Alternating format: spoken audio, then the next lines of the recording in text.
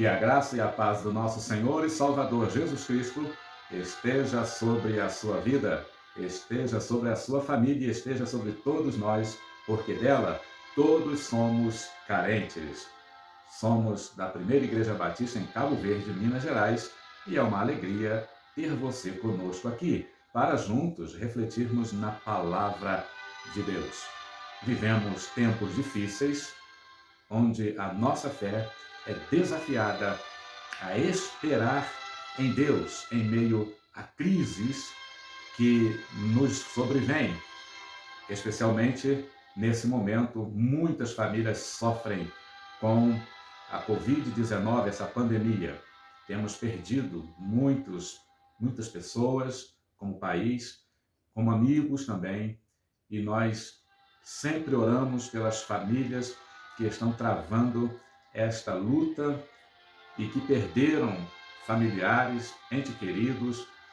Temos sempre clamado a Deus pela consolação do Espírito Santo nos corações enlutados e força para os corações, as pessoas, as famílias que lutam com esta doença, as pessoas infectadas, as pessoas que já passaram por essa enfermidade, com a graça de Deus foram curadas, mas às vezes sequelas ficam. Deus abençoe a todos. E oramos por aqueles que estão na linha de frente, oramos pelos médicos, pelas enfermeiras, por todo o pessoal da saúde, né, quem está envolvido na batalha ali na linha de frente. Que Deus dê graça, que Deus fortaleça, que Deus abençoe. Deus abençoe os nossos irmãos em Manaus, todos ali que sofrem por essa pandemia. Que Deus conforte os corações, que Deus faça a justiça, a verdade prevalecer ali em Manaus, em todo o estado do Amazonas e, por que não dizer, em todo o nosso país. Que Deus faça cair por terra toda obra de engano, toda manipulação, inclusive a cair por terra a zombaria que fazem usando o nome de Deus como slogan para a obtenção de ganhos políticos, de ibope. Tudo isso Deus vai cobrar, Deus vai pedir conta àqueles que usam o seu santo nome em vão, porque de Deus ninguém pode zombar. O mundo precisa e quer saber qual a razão da nossa esperança em Cristo Jesus. O apóstolo Pedro, na sua primeira carta, eu convido você a ler conosco, 1 de Pedro, se você tem aí ao seu lado o exemplar da palavra de Deus, a Bíblia Sagrada, 1 de Pedro 3, versículo 15, diz assim: Antes, santificai ao Senhor Deus em vossos corações, e estais sempre preparados para responder com mansidão e temor a qualquer que vos pedir a razão da esperança que há em vós, tendo uma boa consciência para que, naquilo em que falam mal de vós, como de malfeitores, fiquem confundidos os que blasfemam do vosso bom porte em Cristo, do vosso bom proceder em Cristo, do vosso bom testemunho em Cristo. Pedro escreveu para irmãos dispersos, igreja que passava por tribulações, por crises, por perseguição. E havia, por parte daqueles que eram contra a fé cristã, zombaria em relação a esses irmãos. Então Pedro escreve para alentar, para fortalecer, para consolar, usado pelo Espírito Santo de Deus, porque nenhum autor das Escrituras escreveu por si mesmo. O Espírito Santo de Deus conduziu toda essa escrita, a revelação de Deus, através de sua palavra. Então Pedro escreve falando sobre a necessidade de termos convicção sobre a nossa esperança. E Pedro diz assim, que nós devemos santificar o Senhor Deus em nossos corações, viver uma vida de consagração a Deus e estar sempre preparados para responder com mansidão e temor a qualquer que vos pedir a razão da esperança que é em vós. O mundo está sempre pedindo, de uma forma ou de outra, a razão da esperança que há em nós. E Pedro diz que devemos responder com mansidão, não com ódio, não formando guerras, contendas, partidos políticos. Não é através da política, não é tomando poder que nós vamos responder à razão da esperança. A fé cristã não é para ser demonstrada dessa forma, com ódio e rancor, mas mostrada com mansidão, com consagração da vida a Deus e também através de um bom testemunho de vida, um bom testemunho de vida. O mundo quer saber. O nome do Evangelho não pode ser vilipendiado, o bom testemunho do Evangelho. O mundo quer e precisa saber qual é a razão da esperança. E como estávamos dizendo, não pode ser apresentada essa razão com dissensão, com guerras, com sentimentos facciosos, de ódio. Isso não é testemunho. É para ser apresentado, repetimos, em santificação de vida ao Senhor, consagração da vida, compromisso com bom testemunho e apresentada com mansidão. Com a vida, mais com a vida do que com as palavras, principalmente se as palavras forem usadas para atacar, para contendas, para guerrear. Isso não é obra do Espírito Santo de Deus. O apóstolo Paulo também falou sobre essa expectativa. Em Romanos 8, 19, diz que toda a criação espera, aguarda a manifestação dos filhos de Deus. Mas não aquela manifestação que muitos pensam.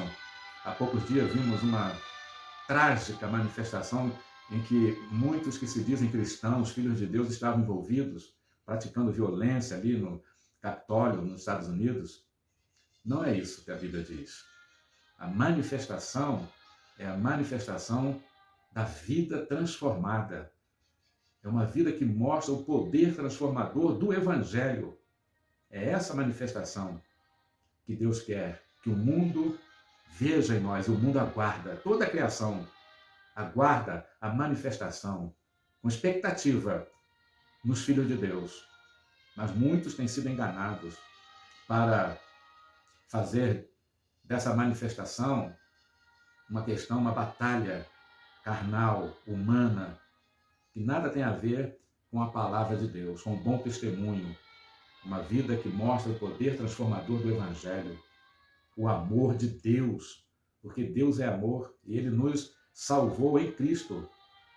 E quando Pedro fala que nós precisamos demonstrar com convicção a razão da nossa esperança, é porque ela é diferente da esperança que o mundo tem. Por isso que o mundo precisa ver, precisa saber, o mundo precisa saber da razão da esperança que temos em Cristo, porque ela é distinta, ela é singular, ela é diferente.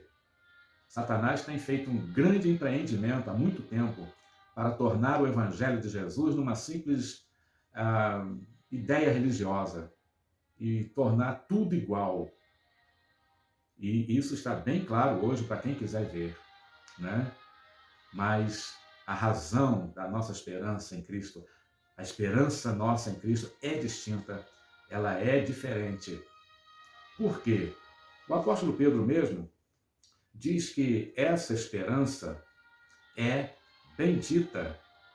No capítulo 1 de sua carta, bendito seja o Deus e Pai de nosso Senhor Jesus Cristo, que segundo a sua grande misericórdia, nos gerou de novo, uma nova vida. Não há outra esperança numa geração de uma nova vida como há no Evangelho de Cristo, na pessoa de Cristo, como Salvador, como Redentor daqueles que nele creem. Não há. É inigualável, é singular a esperança em Cristo. Nos regenerou, nos gerou de novo para uma viva esperança. Essa esperança é viva, não é morta.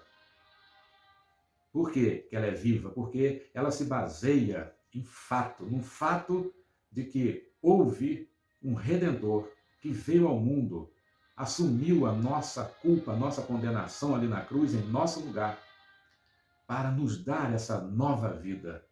Então, aquele que nele crê tem essa base, essa garantia, esse é fato real.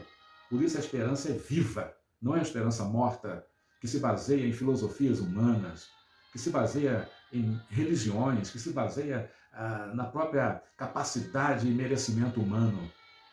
A base dela é Cristo Jesus e a sua obra de redenção que ele efetuou na cruz do Calvário. Viva a esperança pela ressurreição de Jesus Cristo dentre os mortos. A ressurreição de Jesus é a prova cabal de que a obra de redenção foi cumprida, foi realizada, porque Jesus venceu o poder da morte e do pecado que nos condenava ou nos condena aqueles que nele não creem. Para uma herança incorruptível, a esperança em Cristo é bendita, é viva, porque ela é para uma herança incorruptível, incontaminável e que não se pode murchar, guardada nos céus para vós. Esperança em Cristo Jesus, na redenção que Cristo efetua, em todo aquele que nele crê, a ele se entrega.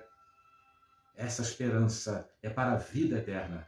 Por isso ela é incorruptível. A morte não a corrompe. O pecado não pode corrompê-la. O pecado, todo o seu poder, a sua condenação, foi vencido na cruz do Calvário por Jesus. E o poder da morte foi vencido por Jesus também quando ele ressuscitou ao terceiro dia. Aqueles que a ele se entregam e nele creem, fazem parte, são participantes com ele dessa vitória. Por isso essa esperança é singular, é bendita, ela é inigualável. E todos que em Cristo têm essa esperança precisam estar preparados para responder a cada pessoa que inquirir a razão da sua esperança, com mansidão, com humildade, apontando para Cristo. É pela graça de Deus, pela misericórdia do Senhor, por amor de Deus, ele me salvou, ele me redimiu, ele me tornou nova criatura com essa esperança viva na glória eterna, de que eu herdei uma herança incorruptível, a vitória sobre a morte e a vida eterna com Cristo para sempre. E essa bênção não é exclusiva para mim, para você que já se rendeu a Cristo, mas ela é oferecida pela graça de Deus a todos, como disse Paulo a Tito, que a graça de Deus foi manifestada a todas as pessoas, salvadora a todos os homens. A graça de Deus se manifestou salvadora a todas as pessoas. Então, todos aqueles que em Cristo creem podem ter a mesma esperança. Bendita, viva esperança. Que Ele nos abençoe.